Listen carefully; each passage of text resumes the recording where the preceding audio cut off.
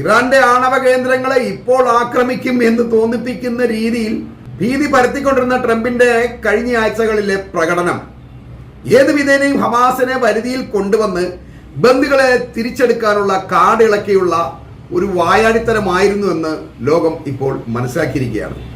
വംശീയ കൂട്ടക്കൊല നടത്തുന്ന ഇസ്രയേലിനെ രക്ഷിക്കാൻ ഇറാനെ ആക്രമിച്ചേ തീരൂ എന്ന് ബോധ്യമുള്ള ട്രംപ് ഇറാൻ ആക്രമണത്തിന് അവസരമുണ്ടാക്കാനായി റഷ്യ ഇറാന് ഇപ്പോൾ നൽകുന്ന പിന്തുണ അവസാനിപ്പിക്കണമെന്ന് അഭ്യർത്ഥിച്ച് പുടിനെ സമീപിച്ചപ്പോൾ അതൊക്കെ ഇറാന്റെ കാര്യം, അതിൽ ഞങ്ങൾ ഇടപെടില്ല എന്ന് ഈ ട്രംപിനെ നിരാശപ്പെടുത്തിക്കൊണ്ടുള്ള സമീപനമാണ് പുടിനിൽ നിന്നും ഉണ്ടായിട്ടുള്ളത്.